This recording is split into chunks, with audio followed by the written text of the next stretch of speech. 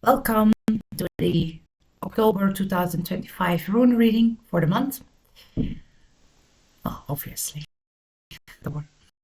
Well, I'll first explain how I do the rune readings on Substack. I pull a central rune, and this is the dominant rune. This is the most important one, and this is the one I repeat here in the YouTube preview. There are 4 runes around that. What comes bubbling up from the roots? The roots being your ancestors, your memory, the collective unconscious, subconscious, the collective subconscious. And intuition. What comes at you from the world? Things that you can expect to carry an influence on central rune. What that is, who knows? Maybe it is something in your immediate surroundings. Maybe it comes from government, media. You don't know what enters your sphere of influence individually. What you can do, or a good course of action on the right side, on the left side of the reading, to avoid the negative impact of the central rune. And on the right side, how you can harness the energy of the central rune. So in total there's 5, and the central one of this month was Lagos. Now, it's the rune that stands for water, the water of our subconscious, which expresses itself through our intuition, our gut feelings, and inner knowing. And this indeed can be the voices of our ancestors whispering to us, whispering their lived experiences to us through epigenetic memory. Where it really comes from, or what it is specifically, the intuition, one of those mysteries of life. We don't know. But we do know that plenty of people have it, and that it can be trusted. Now, as the central rune, so the heaviest, most dominant energy of the month, it's quite fitting, the water rune. In some occult teachings, in fact, plenty of occult teachings, it is a messenger or a portal and a mirror to the underworld and our own psyche. Think of scrying, and the original black mirror, which is a scrying tool, was simply a darkened pool of water. And what can be seen through scrying, well, it's never the full truth. It is a possible truth, or the most probable one. With every decision we make, every moment we make several decisions, and from there on, we either follow a course of action or we don't. And the most and a talented scryer, what we would call a psychic, is able to pick up that most likely course of events, that most likely possibility from that pool of infinity. And that is what fortune telling or future really is. And also, it leaves space for a person's free will. But in this reading, it is in Merkstaff position, upside down. And when that happens, it is likely that our intuition is not the most trustworthy right now. And there are plenty of reasons why that is, valid reasons why that is. If the waters of our subconscious, much like when we are scrying into the scrying pool, are troubled because maybe there's a lot of wind causing ripples, or there's too much commotion happening around you, that can negatively impact what you're seeing. Sometimes it can be very hard to trust your intuition when you are being pulled into different directions.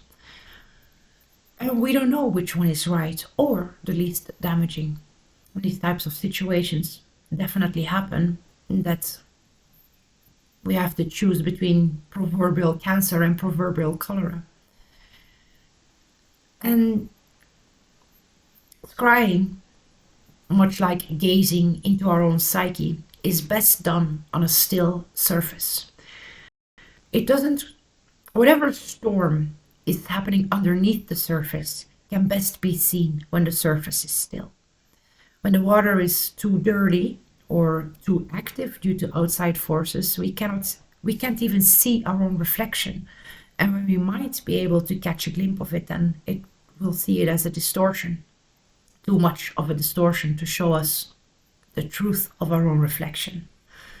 And when that happens, we simply need to pick a different time to do the scrying. Nevertheless, it is a particularly apropos rune to draw during October, the month that perhaps most noticeably marks the change of seasons. While September can still be very reminiscent of summer, October is the month in which we know with full certainty that winter is coming. The trees change color and they start shedding their leaves more rapidly. And in these times of change, the veil between worlds tends to be thinner as well. And in the West, we honor that through festivals such as Samhain, All Hallows Eve, or Halloween at the end of the month. And if you are a spiritualist or someone who works with these types of entities that become more active during these stages of the year, well, with the Merkstaf Lagos, a word of caution can be beneficial. It seems particularly chaotic when it comes to these types of workings and communications. Now our worlds overlap. We share space and time with the spirit world. And in times of turmoil in Midgard, our world, the 3D reality, that reflects itself in other worlds too. We are arbiters of one another. It also means that when it comes to worldly happenings, the political theater and the chessboard games and smoke and mirrors will be especially confusing. It will be very, very hard to distinguish truth from lies, smokescreen from fire warning. If things are just not what they seem, distortion. And whether that is done on purpose or not, doesn't actually change much for us. It's still a very distorted image.